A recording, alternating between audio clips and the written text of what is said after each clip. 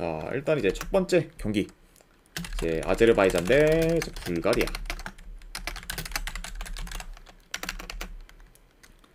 자, 일단 뭐 아제르바이잔 같은 경우에는 주전 미드필더 1명 정도 결장, 그리고 이제 불가리아는 뭐 주전 수비 1명 정도 결장. 네.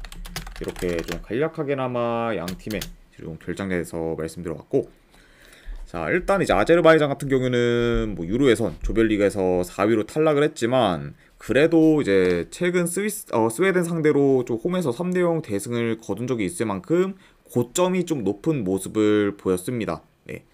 자, 다만 이렇게 좀 스웨덴 상대로 홈에서 좀 대승을 하면서 굉장히 좀 이변을 만드는 경우가 있지만, 그거를 좀 제외하면은 뭐 평균적으로 경기력이 그렇게 좋다 보기는 많이 어렵기 때문에 전반적으로는 좀 양팀의 면모를 좀 약팀의 면모를 좀 계속해서 좀 보이고 있습니다. 네.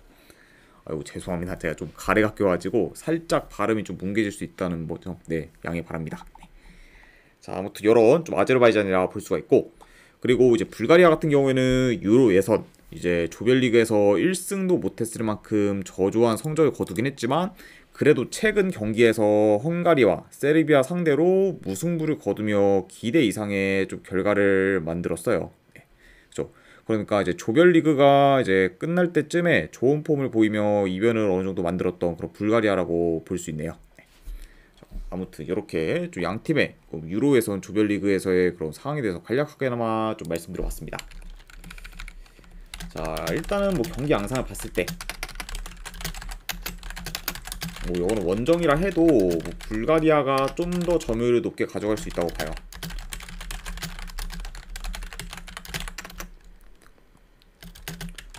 그리고 이 경기 같은 경우에는 전반적으로 좀 느린 템포로 경기가 좀 진행될 수 있습니다.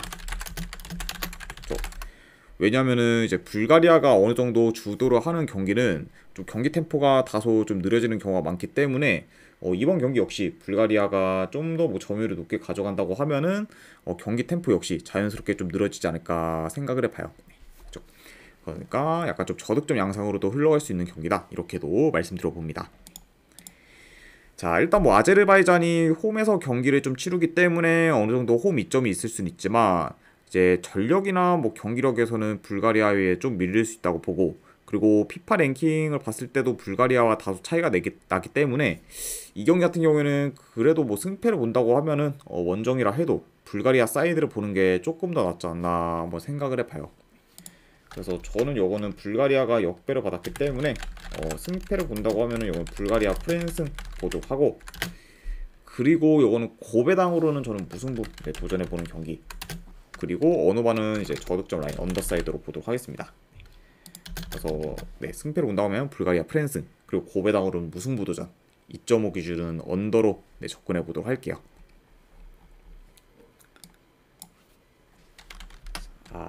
그 다음에 이제 키프로스 대 세르비아. 자, 일단 뭐 이제 세르비아 같은 경우에는 지금 블라우비치가 결장 중이긴 하지만, 그리고 이제 뭐 밀리코비치, 사비치, 미트로비치, 이제 두산 타다치 등 여전히 이제 핵심 전력들이 건재한 상황입니다. 그렇죠? 그러니까 약간 좀 블라우비치의 부재가 좀 치명적일 수는 있지만, 그래도 여전히 좀 전력은 막강한 그런 세르비아라고 볼 수가 있네요. 네. 자, 그리고 이제 키프로스 같은 경우에는 유로 예선 조별리그에서 전패를 하면서 무기력하게 탈락을 했습니다. 그리고 이제 매 경기 멀티 실점 이상을 기록할 만큼 좀 수비 밸런스도 많이 무너진 모습을 좀 보였어요. 네. 특히 뭐 이제 키프로스 같은 경우에는 유로 예선에서 이제 스페인, 노르웨이와 같이 뭐 강팀들 상대로 대패를 하면서 굉장히 좀 약한 모습을 보였죠. 네. 자, 게다가 이제 직전 경기 이제 라트비아 상대로도 질 뻔했을 정도로 여전히 지금 키프로스의 폼은 좋지 못하다, 이렇게 말씀드릴 수 있을 것 같네요. 자, 아무튼 이렇게 좀 다소 좀 차이가 있는 그런 양 팀이라고 볼 수 있고, 이것도 뭐 간략하게나마 좀 경기 양상 봤을 때 일단 뭐 세르비아가 높은 볼 점유율을 바탕으로 경기를 운영할 것으로 봅니다.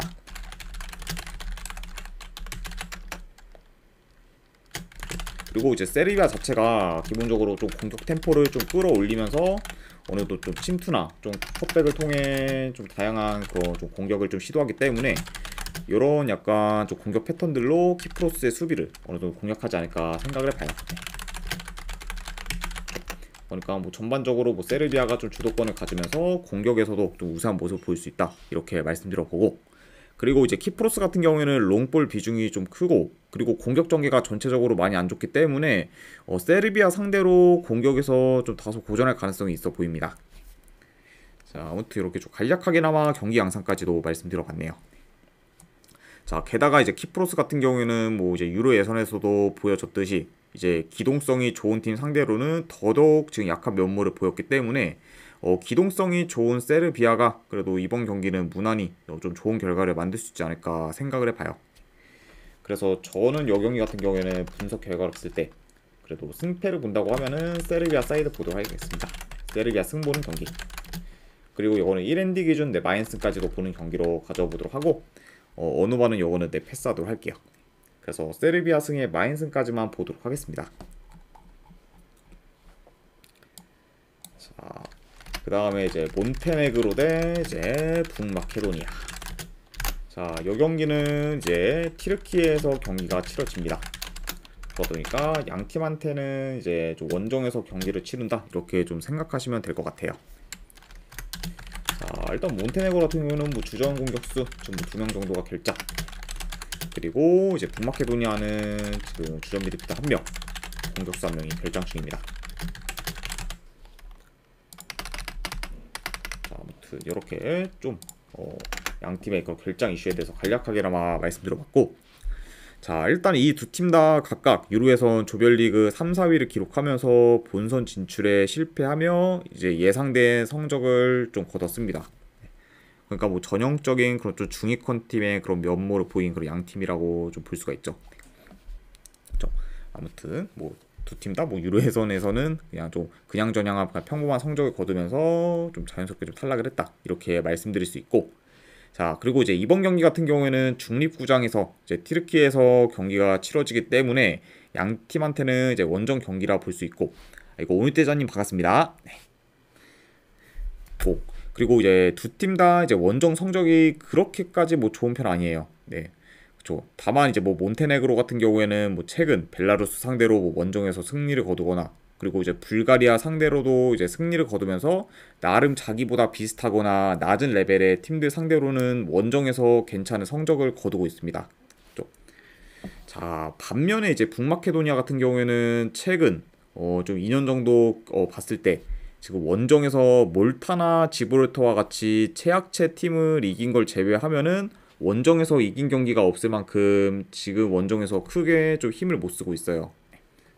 그러니까 이제 몬테네그로는 그래도 어느 정도 좀 원정에서 비슷한 레벨의 팀들도 많이 잡아내면서 좀 좋은 모습을 보이는 반면, 이제 북마케도니아는 진짜 최약체 팀을 잡는 걸 제외하면은 원정에서 이긴 경기가 없을 정도로 원정 경기력이 많이 안 좋다 이렇게 말씀드릴 수 있을 것 같아요. 자, 그리고 이제 북마케도니아 같은 경우는 원정에서는 워낙 좀 수비가 안 좋다 보니까 실점도 좀 많은 편에 속합니다. 자, 그래서 이 경기 같은 경우는 약간 이런 양팀의 좀 원정에서의 그런 행보를 다 고려했을 때는 그래도 몬테네그로 사이드를 보는 게 조금 더 낫지 않나 생각을 해봐요. 그래서 저는 이 경기는 분석 결과로 봤을 때 승패를 본다고 하면은 몬테네그로 승 보는 경기, 그리고 고배당으로는 이번에 햄무 도전 경기로 가져보도록 할게요. 그리고 어느 같은 경우에는 배당 내렸을 때 오바 보는 경기로 가져보도록 하겠습니다. 그래서 몬테네그로 승, 고배당 햄무 2.5 기준 오바로 접근해 보도록 할게요. 자, 아무튼 이렇게 몬테네그로와 북마케도니아 경기까지 마무리가 되었고, 그 다음에 이제 스웨덴 대 이제 알바니아. 자, 일단 이제 스웨덴 같은 경우에는 현재 지금 핵심 미드필더인 지금 라르손이 결장 중이에요. 그리고 이제 알바니아 역시 이제 핵심 공격수인 지금 우준이가 결장 중입니다. 그러니까 양 팀 다 이제 좀 핵심 전력 한 명씩 지금 결장 중인 상황이다 이렇게 좀 말씀드려봐요. 자, 일단 이제 스웨덴 같은 경우에는 유로예선 조별리그에서 이제 벨기에와 오스트리아한테 밀리며 3위로 마감했고 결국 본선 진출에 이제 실패했습니다. 그리고 이제 뭐 반면에 뭐 알바니아 같은 경우에는 예상과 달리 조별리그 1위를 이제 기록하며 본선에 좀 진출을 했죠. 그러니까 좀 예상과 다르게 유로 예선에서는 양 팀의 희비가 어느 정도 엇갈린 상황이다, 이렇게 말씀드릴 수 있을 것 같습니다. 네. 자, 다만 유로 예선에서는 알바니아가 더 좀 좋은 결과를 만들었지만 최근 알바니아를 봤을 때는 그렇게 지금 폼이 좋다고 보기는 어려울 것 같아요. 네. 일단 이제 유로에서 마지막 두 경기에서 몰도바와 그리고 페루제도 상대로 무승부를 거두며 좀 기대 이하의 성적을 만들었습니다. 그래서 일단 경기력 또한 기대 이하의 경기력을 좀 보였고, 그리고 이제 직전 경기 이제 칠레 상대로도 이제 3대0 좀 대패를 당했어요. 그만큼 확실히 좀 이제 남미에서는 칠레가 굉장히 좀 공격이 안 좋은 그런 좀 나라로 분류가 되는데, 그런 칠레 상대로도 이제 3골을 허용했을 만큼 굉장히 좀 부진한 모습 보인 그런 알바니아라고 볼 수 있고, 추가로 이제 최근 3경기 기준 1득점밖에 못했을 정도로 현재 알바니아의 공격 역시 많이 좀 침체되어 있다, 이렇게도 말씀드려 봅니다. 그렇죠? 자, 그래서 일단은 이렇게 좀 말씀드려 봤고, 자, 전반적으로 뭐 점유율은 어느 정도 좀 비슷할 수 있다고 봐요. 네. 다만 이제 최근 공격 전개는 스웨덴이 더 좋기 때문에 그래도 홈에서 스웨덴이 공격을 좀 주도할 것으로 봅니다. 그러니까 뭐 알바니아 같은 경우는 어느 정도 좀 라인을 내리다 좀 역습 위주로 공격을 풀어갈 만한 경기지 않나 생각을 해봐요.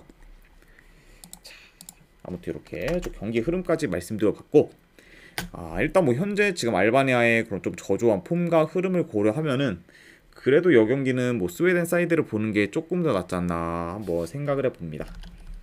그래서 저는 이 경기 같은 경우에는 분석 결과를 봤을 때는 스웨덴 승보는 경기, 그리고 고배당으로는 여거는 본다고 하면 그래도 햄무 보도록 할게요. 네, 좀 그래도 물론 뭐 알바니아의 최근 폼이 그렇게 좀 좋다고 보기는 어렵지만 그래도 워낙 좀 저력 있는 그런 좀 팀이기 때문에 고배당으로는 햄무 도전 경기도 좀 나빠 보이지는 않는다, 이렇게 말씀드려서 스웨덴 승의 햄무로 접근해 보도록 하겠습니다.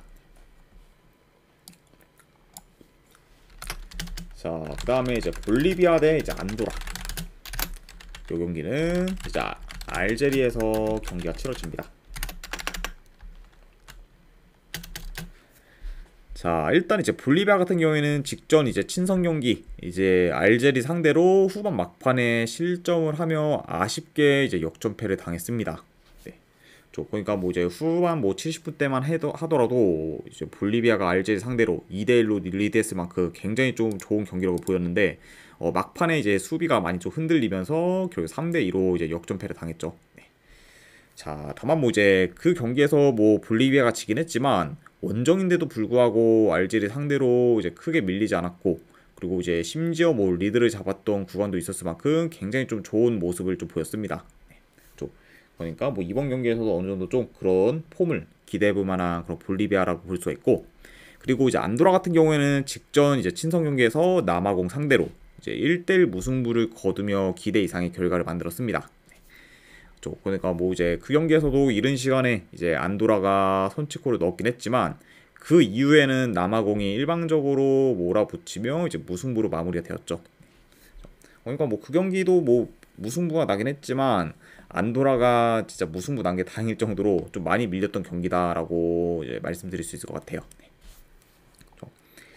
자, 그쵸. 네, 그러니까 뭐 지금 현재 뭐 안도라가 전체적으로 뭐 남아공한테 무승부를 거두면서 뭐 좋은 결과를 만들었다 해도 1년 반 동안 좀 승이 없을 정도로 계속해서 지금 좋지 못한 경기력을 보이고 있어요. 네, 그렇죠. 그러면서 이제 뭐 최약체인 뭐 리히텐슈타인 상대로 이긴 게 마지막이 그런 안도라이기 때문에 그만큼 역시 뭐 전력이나 경기력 면에서 많이 떨어지는 모습을 보이고 있다. 네, 이렇게 지금 보여집니다. 그렇죠. 자, 그래서 뭐 요 경기 같은 경우에는 뭐 크게 코멘트는 할 거 없을 것 같아요. 네, 왜냐면은 이제 볼리비아 같은 경우에도 뭐 남미에서는 워낙 좀 약체로 뭐 평가받는 팀이고 홈 이점을 좀 많이 받긴 하지만 그래도 지금 안도라와는 좀 체급 차이가 많이 나고, 그리고 공수 방면에서도 더 뛰어난 그런 볼리비아이기 때문에 이번 경기 역시 이제 안도라 상대로 유리하게 좀 경기를 풀어가며 좋은 결과를 만들지 않을까 한번 생각을 해봐요. 아무튼 좀 말로 하다 보니까 약간 좀 설명이 좀 길었는데, 아무튼 그래서 결론은 뭐다. 네, 분석 결과 봤을 때는 이거는 볼리비아 승보는 경기로 보도록 하고, 네, 어느 반은 그래도 뭐 본다고 하면 언더사이드 보도록 할게요. 네, 솔직히 안도라의 뭐 공격력을 고려하면은 솔직히 오바를 보기는 많이 좀 꺼림직한 경기이기 때문에 이거는 볼리비아 승에 어느바는 이건 언더로 접근하도록 하겠습니다. 자, 아무튼 일단 이제 이렇게까지 해서 이제 A매치 분석은 전부 다 마무리가 되었네요. 자, 아무래도 이제 또 친선 경기다 보니까 또 어디로 좀 튈지 모르는 좀 랜덤성 있는 경기들이 많긴 한데, 그래도 이번에는 좀 분석대로 잘 흘러가서 좋은 결과 한번 만들어 봤으면 좋겠습니다.